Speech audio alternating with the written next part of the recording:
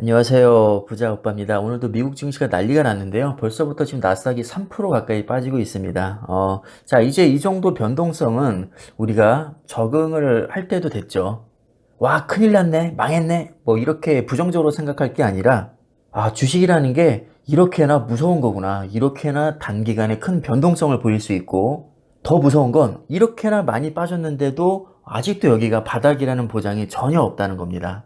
그냥 속편하게 위아래로 무한대로 열려 있다 이렇게 생각하시면 되는데요.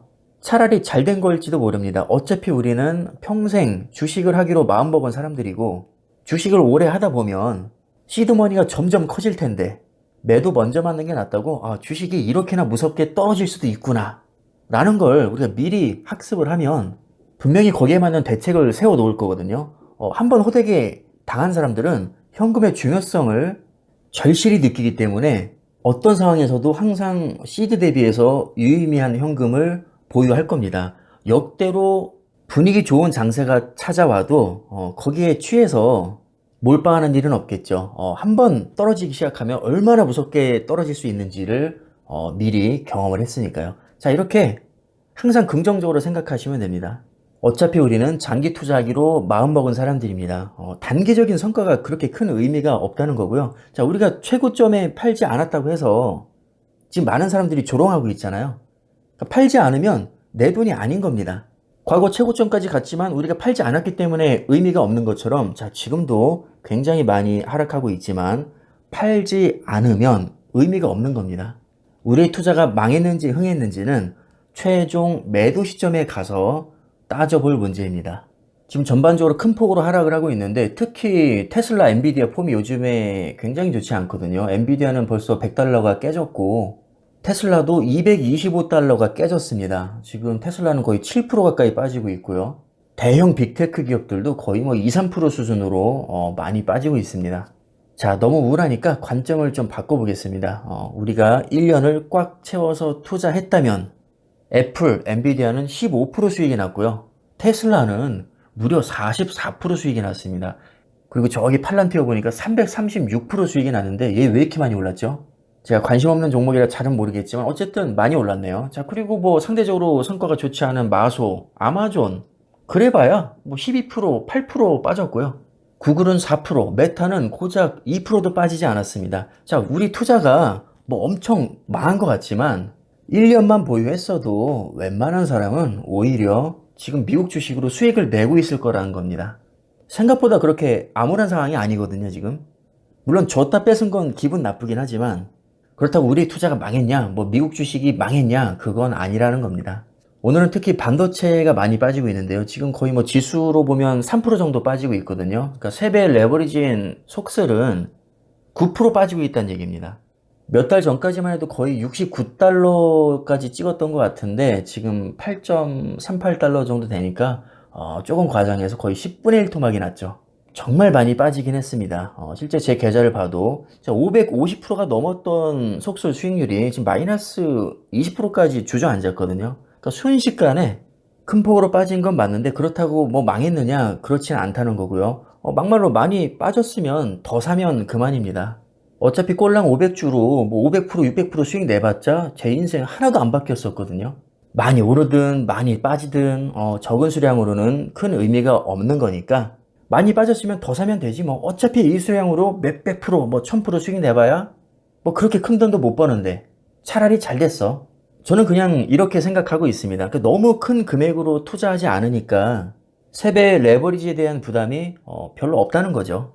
자, 이건 제가 얼마 전부터 이제 새로 모으고 있는 계좌인데요. 계좌를 여러 개로 나눠서 관리하면 멘탈 잡기에 훨씬 수월합니다.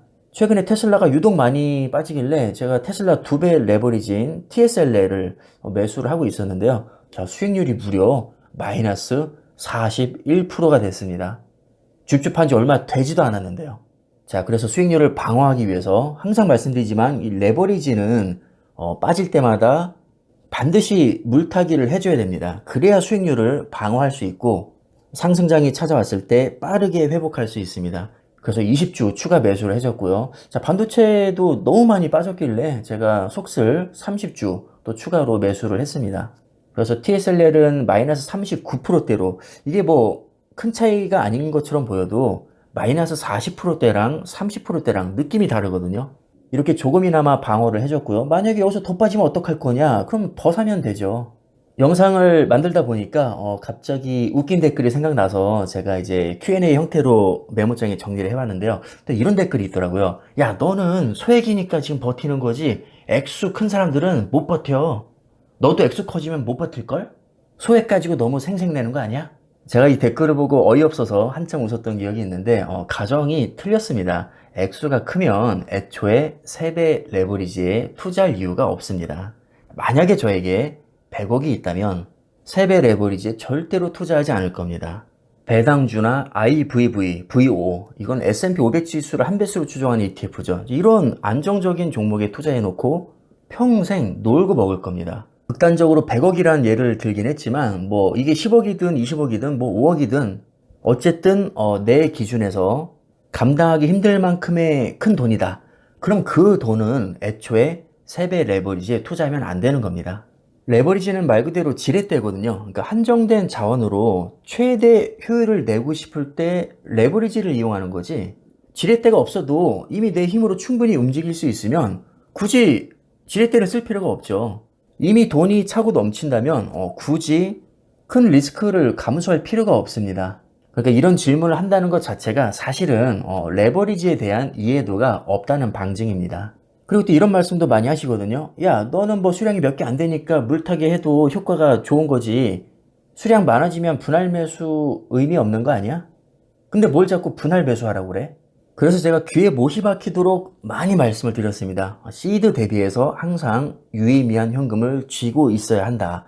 자, 내가 현금이 1000만 원밖에 없는데 10억을 투자하고 있습니다. 그럼 물타기 해봤자 당연히 효과가 별로 없겠죠. 그러니까 애초에 현금이 1000만 원밖에 없으면 레버리지에 10억을 투자하면 안 되는 겁니다. 당연히 액수가 적을수록 컨트롤하기가 쉽기 때문에 감당할 수 있을 만큼만 투자하면 되는 거고요.